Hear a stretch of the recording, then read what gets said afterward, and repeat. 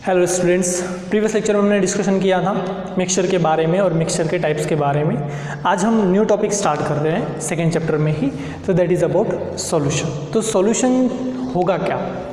हमने जो होमोजीनियस और हेट्रोजीनियस डेफिनेशन दिया है उसके बेसिस पे ही सारे मिक्सचर को क्या किया गया है, क्लासिफाइड किया गया है। और सेम यहाँ पे जो सॉल्यूशन वर्ड आ रहा है वो सॉल्यूशन भी क्या है, that is a homogeneous mixture. तो होमोजीनियस मिक्सचर का हमने प्रीवियस में डेफिनेशन क्या दिया था, कैसे उसको डिफाइन किया था? The components of the mixture are uniformly distributed. Uniformly distributed मतलब हर एक डायरेक्शन में वो प्रेजेंट रहने वाला है, ठीक है। तो उसे हम क्या बोलेंगे, होमोजीनियस। होमोजीनियस का मतलब क्या होता है, सेम होता है। तो जो सॉल्यूशन का डेफिनेशन अगर हमें देना हो तो solution is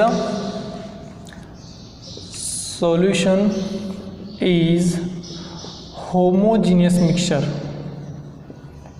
homogeneous mixture of two or more than two components.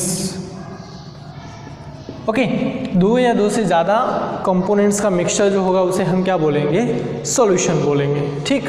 For example sugar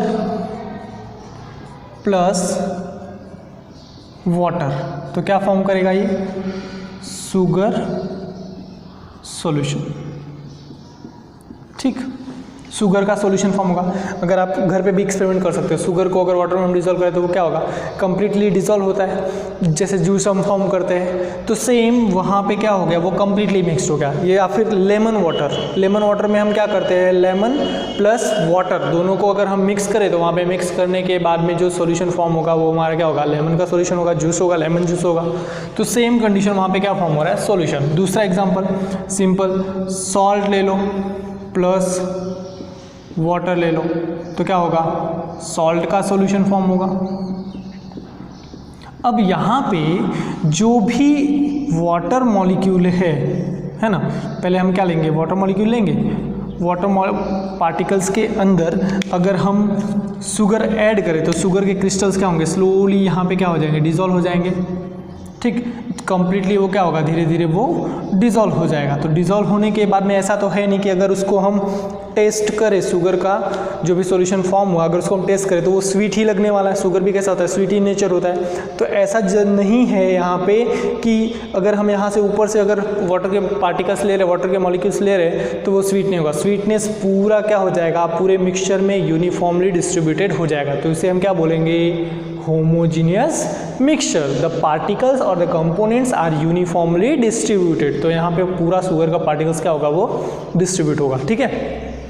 okay, अब यहाँ पे हम बात कर रहे हैं, जो कंपोनेंट्स के लिए बात कर रहे हैं, तो नॉर्मली किसी भी पर्टिकुलर सॉल्यूशन के अंदर दो इंपॉर्टेंट कंपोनेंट्स होते हैं। कौन से important components, two important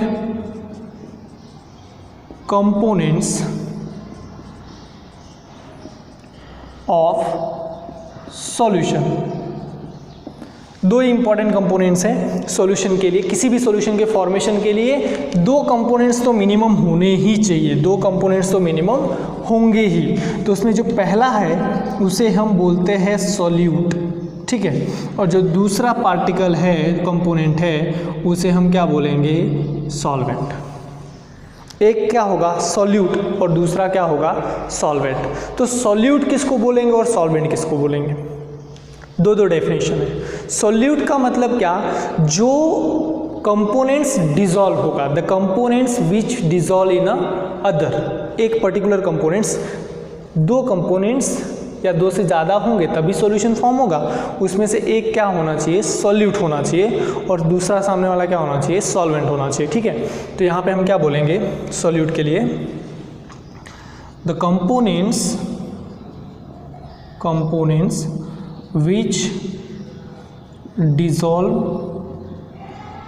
into other is known as solute। उसे हम क्या बोलेंगे, सॉल्यूट। या फिर हम ऐसा भी बोल सकते हैं, the components which is present in components which is present in minimum amount किस में प्रेजेंट हो, मिनिमम अमाउंट में प्रेजेंट होगा, तो उसे हम क्या बोलेंगे, सॉल्यूट बोलेंगे। ठीक है। फॉर एग्जांपल शुगर और वाटर, तो शुगर तो क्या रहने वाला है, थोड़ा ही रहने वाला है, और वाटर का अमाउंट क्या होगा, मैक्सिमम होगा। तो यहाँ पे क्या होगा, वाटर एज अ सॉल्वेंट और शुगर एज अ सॉल्यूट। मतलब शुगर क्या होगा, वाटर के अंदर डिजोल्व होने वाला है ना, शुगर वाटर के अंदर डिजोल्व होगा, तो उसे हम क्या बोलेंगे, सॉल्यूट बोलेंगे। तो सॉल्वेंट किसको बोलेंगे, सॉल्वेंट का डेफिनेशन क्या होगा, ठीक इसका opposite, components which dissolved other in it is known as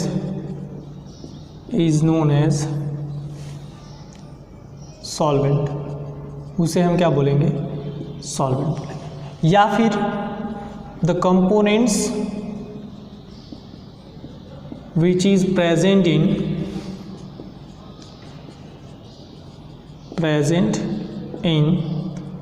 maximum amount, जो मैक्सिमम अमाउंट में प्रेजेंट होगा उसे हम क्या बोलेंगे, सॉल्वेंट। तो ये हो गया सॉल्यूट और सॉल्वेंट।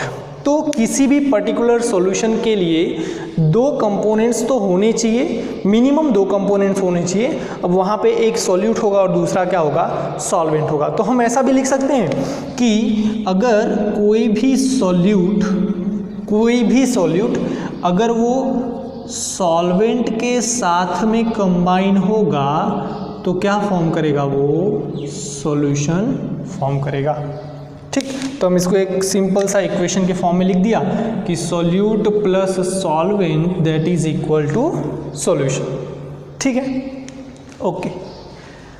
अब सपोज यहाँ पे जो शुगर और वाटर के कंसिडर कर रहे हैं, सॉल्ट और वाटर, तो ये शुगर क्या होगा, इन शुगर सॉल्यूशन, चलो देख लो यहाँ पे, इन शुगर सॉल्यूशन सॉल्यूट क्या होगा हमारा, शुगर होगा, और सॉल्वेंट क्या होगा हमारा, वाटर होगा। ठीक है,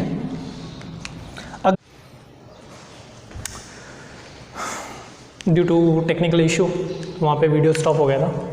फर्दर हम देखते हैं, हमने क्या बोला, जो शुगर सॉल्यूशन है वो शुगर सॉल्यूशन के अंदर शुगर होगा और क्या होगा, वाटर होगा। तो यहाँ पे जो शुगर है that will be act as a solute, और जो वाटर होगा that will be act as a solvent. तो किसी भी सॉल्यूशन के अंदर सॉल्यूट और सॉल्वेंट तो प्रेजेंट होना ही चाहिए। और एक इम्पॉर्टेंट चीज, when water is used as a solvent then solution is known as aqueous solution। Solution को हम क्या बोलेंगे, एक्वस सॉल्यूशन बोलेंगे। ठीक है, अब इसके बाद में हम देखेंगे कि टाइप्स कितने होते हैं सॉल्यूशन के, टाइप्स ऑफ सॉल्यूशन। तो नॉर्मली अगर हम on the basis of solute and solvent बोले तो टोटल जो सॉल्यूशन है वो 3 टाइप्स के, जो सॉल्यूशन है वो टोटल कितने टाइप्स के, 3 टाइप्स के। ठीक है, जो पहला है that is a solid solution, और जो दूसरा है that is a liquid solution, और जो तीसरा होगा गैस सॉल्यूशन। ठीक, सॉलिड सॉल्यूशन के अंदर जो सॉल्वेंट होगा वो सॉल्वेंट हमेशा क्या होगा, सॉलिड ही होगा, और जो सॉल्यूट है वो सॉल्यूट सॉलिड भी हो सकता है, लिक्विड भी हो सकता है और गैसेस भी हो सकता है। तो ये नोट कर लेना है, इम्पॉर्टेंट टर्म है। बाद में जो लिक्विड सॉल्यूशन होगा वो लिक्विड सॉल्यूशन के अंदर भी सेम कंडीशन ऐसे ही जो सॉल्यूट आएगा, जो सॉल्वेंट आएगा वो सॉल्वेंट लिक्विड फॉर्म में होगा और जो सॉल्यूट होगा वो सॉल्यूट गैसेस भी हो सकता है। जहाँ पे गैसेस सॉल्यूशन के लिए हम बोल रहे हैं वहाँ पे भी सेम कंडीशन, जो सॉल्वेंट होगा वो हमारा गैस होगा और जो सॉल्यूट है वो हमारा सॉलिड भी हो सकता है, लिक्विड भी हो सकता है, गैसेस भी हो सकता है। तीनों स्टेट में से कोई भी एक मैटर ऑफ स्टेट कंसिडर कर सकते हैं। तो अगर हम एग्जाम्पल कंसिडर करें कि सॉलिड सॉल्यूशन में क्या आएगा, जहाँ पे सॉल्वेंट कैसा हो, सॉलिड हो, तो एग्जाम्पल के तौर पे यहाँ पे हम बोल सकते हैं जितने भी एलॉयज़ हैं वो सारे क्या होंगे, सॉलिड सॉल्यूशन होंगे। एलॉयज़ क्या है? It is a mixture of metals or metals and non metal. For example के तो अगर इसमें हम देखें एलॉयज़ के तो ब्रास क्या है? It contains 30% of zinc and 70% of copper और जिंक का क्या है? मिक्सचर है। तो वहाँ पे जो भी कंपोनेंट्स हैं वो कंपोनेंट्स किसका होगा? That is a mixture of copper, यहाँ पे मिस्टेक, कॉपर एंड जिंक। ठीक है। सेम ब्रोंज मेडल, ब्रोंज जो है वो ब्रोंज क्या हुआ? That is a mixture of copper, tin और निकल, Ni। टीन का सिंबल क्या है? Sn। सेम लिक्विड सॉल्यूशन के लिए अगर हम बात करें तो लिक्विड सॉल्यूशन में क्या होगा? ओके, तो यहाँ पे अगर हम लिक्विड सॉल्यूशन के लिए बोले तो लिक्विड सॉल्यूशन में क्या आएगा? तो लिक्विड सॉल्यूशन के अंदर हम ले सकते हैं शुगर सॉल्यूशन, है ना, शुगर का सॉल्यूशन ले सकते हैं, बाद में फिर सॉल्ट का सॉल्यूशन ले सकते हैं, उसके बाद में फिर अल्कोहल प्लस वाटर कंसिडर कर सकते हैं। तो ये सारे एग्जांपल किस में आ जाएंगे? That is in a liquid solution. बाद में गैसेस सॉल्यूशन है तो गैसेस सॉल्यूशन के हम बोल सकते हैं एयर, है ना। एयर के अंदर क्या है? O2 और N2। तो इसमें ऑक्सीजन जो है वो मिनिमम अमाउंट में होता है और नाइट्रोजन जो है वो मैक्सिमम अमाउंट में प्रेजेंट होता है, जिसकी वजह से उसे हम क्या बोल सकते हैं? Gases solution. दूसरा एक आएगा सैचुरेटेड सॉल्यूशन, ये टर्म देखने को मिलेगा आपको, और अनसैचुरेटेड सॉल्यूशन। तो यहाँ पे क्या होगा? सपोज आप कंसिडर करो कि शुगर वाटर के अंदर डिज़ोल्व करें तो एक कंडीशन ऐसी आएगी कि शुगर डिज़ोल्व होना क्या हो जाएगा? बंद हो जाएगा। तो उसे हम क्या बोलेंगे? Saturated solution. तो उसको टर्म्स को हम कैसे लिख सकते हैं?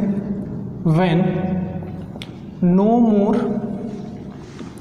Solute can be dissolved in solvent, then solution is known as saturated solution।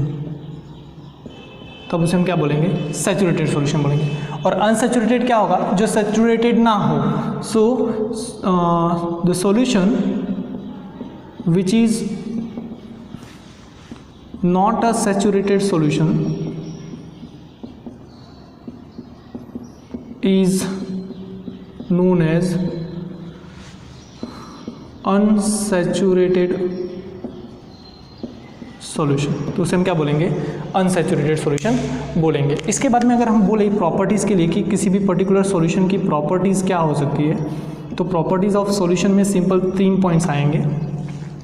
जो पहला पॉइंट हमने देखा है ऑलरेडी पहले ही डेफिनेशन में कि that is it is a homogeneous mixture. It is a homogeneous mixture। Second one, size of particles। कौन से particles?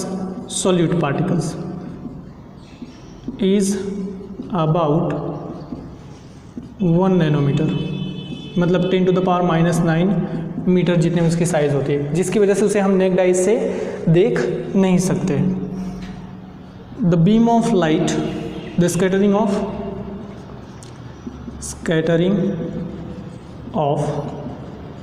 beam of light is not observed, जिसकी वजह से स्कैटरिंग ऑफ लाइट हम ऑब्जर्व नहीं कर सकते। सपोज अगर कोई पर्टिकुलर सॉल्यूशन है, यहाँ से हम बीम ऑफ लाइट फॉल कर रहे हैं उसके ऊपर, तो सॉल्यूशन के अंदर वो लाइट हमें मूव करती हुई दिखाई नहीं देगी और मूवमेंट दिखाई नहीं सकता, या फिर हम सॉल्यूशन के अंदर हम लाइट को देख नहीं सकते, तो उसे हम क्या बोलेंगे, scattering of light that can not be observe in a solution. Okay, so ये कहाँ पे होगा, जैसे सपोज अगर डार्क रूम है, डार्क रूम क्लोज है, वहाँ पे अगर स्मॉल होल हो और बाहर से लाइट आ रही हो, तो वहाँ पे क्या दिखेगा हमें, पार्टिकल्स दिखेगा ना मूव करते हुए, तो उसी को क्या बोलते हैं, स्कैटरिंग ऑफ लाइट बोलते हैं। तो ये सॉल्यूशन के केस में ऑब्जर्व नहीं होता। क्यों नहीं ऑब्जर्व होता, क्योंकि उसकी साइज़ क्या है, पार्टिकल्स की एकदम छोटी है। तो जहाँ पे पार्टिकल्स की साइज़ एकदम कम होगी वहाँ पे स्कैटरिंग ऑफ लाइट हम ऑब्जर्वेशन नहीं कर सकते। ओके, आज के लिए इतना ही, नेक्स्ट लेक्चर में फर्दर डिस्कशन करेंगे, तब तक के लिए थैंक यू।